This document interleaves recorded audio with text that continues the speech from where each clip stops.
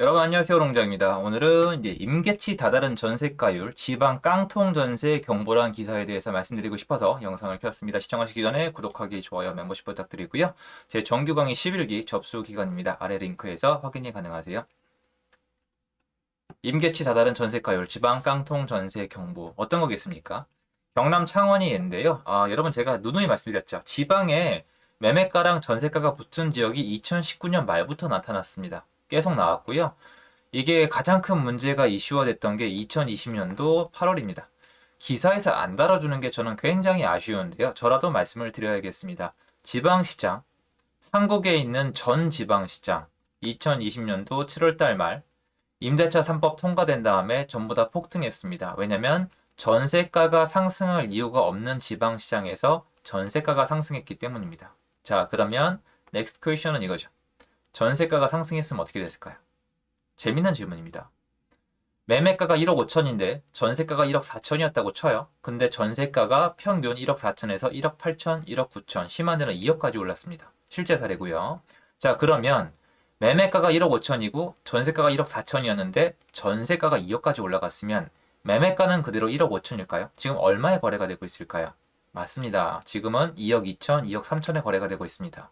여전히 매매가와 전세가가 붙어 있습니다. 그걸 다 놓고 임계치 다다른 전세가율 지방 깡통 전세 경보라고 말씀하고 있는데 임계치는 아무도 알 수 없기 때문입니다. 임계치는 누가 정할까요? 기자님이? 제가? 아닙니다. 시장이? 아닙니다. 임계치는 진짜로 세입자분이 정하세요. 자, 예를 들어 드릴게요. 지금 지방장은 완전 투기판입니다.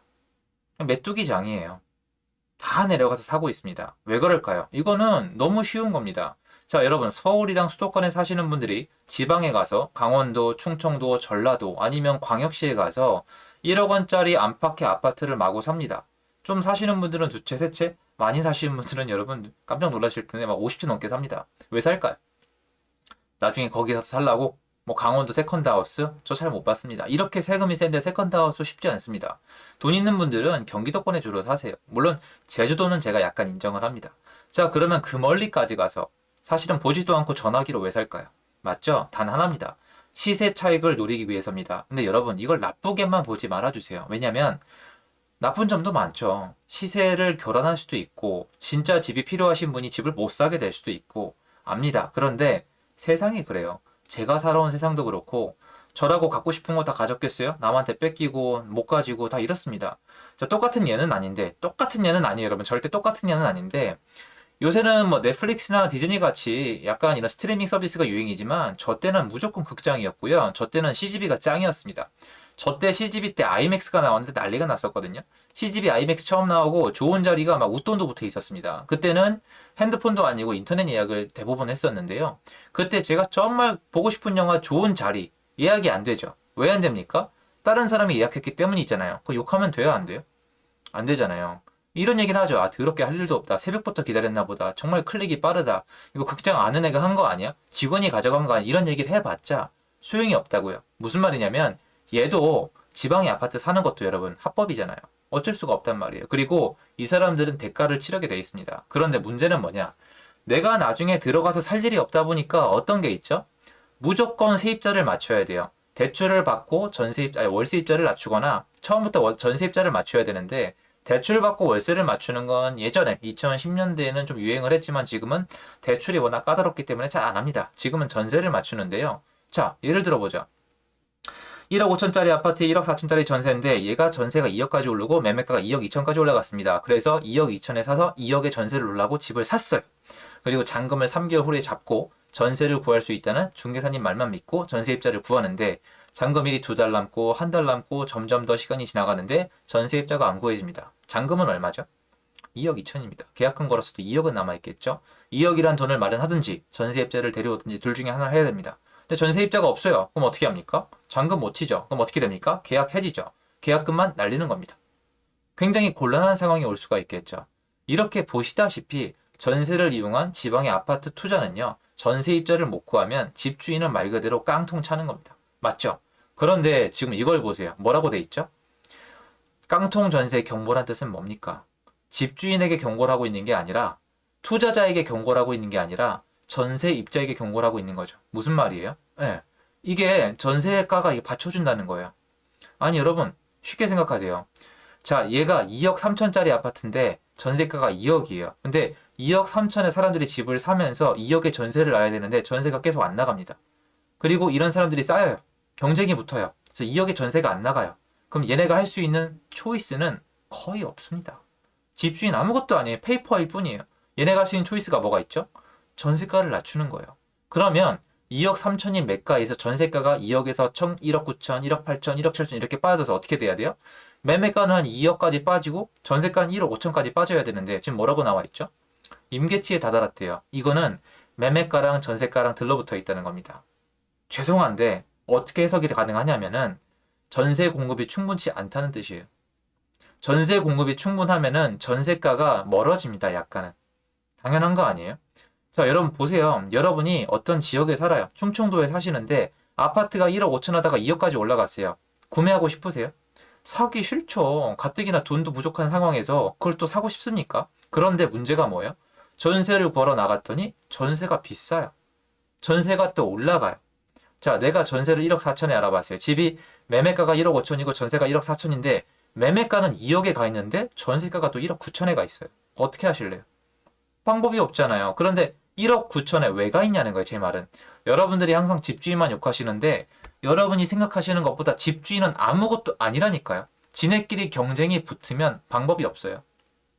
여러분 아메리카노 제일 싼 게 지금 길거리에서 얼마입니까? 1,500원이에요. 지방 가면 심한데 800원입니다. 이거 원두값도 안 나올 수도 있겠죠. 왜 가능하죠? 무한 경쟁.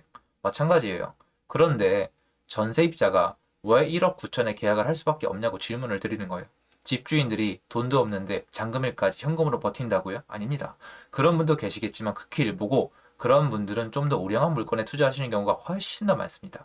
자, 그러면 매매에 비해서 전세 공급이 부족하다면 이런 식으로 붙어갈 수밖에 없는 거예요.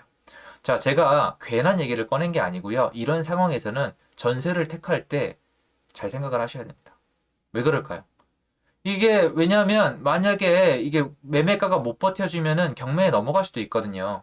이게 한동안 충청권에서 굉장히 많았습니다. 과거에 일정 기간 동안 충북에서 정말 이 역전세라 그러죠. 역전세 경매가 정말 많았어요. 경매 눌러보면 다 역전세예요. 이런 거죠. 아파트 값이 2억까지 올라가고 전세가가 1억 9천까지 올라갔는데 더 이상 사람이 안 사요. 사람이 왜 안 살까요? 전세를 못 맞추니까. 전세입자가 안 맞춰지거든요. 그러니까 쭉쭉 빠져서 매매가가 2억에서 1억 7천까지 빠졌는데 전세는 1억 9천에 들어왔었거든요. 그럼 돌려줍니까? 못 돌려주죠. 그럼 경매 넘어가는 거예요.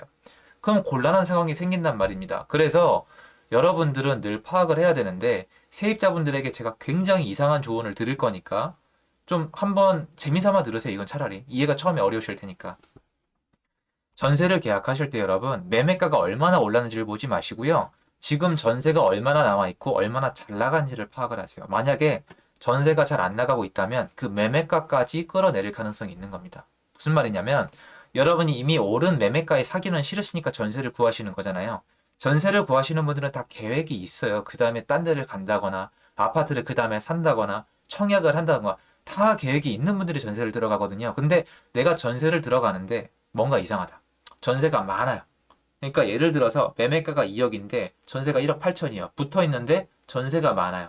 전세가 많은데 수리를 해주고 집주인이 좋다고 공인중개사님이 소개한다는 이유만으로 계약하지 마세요.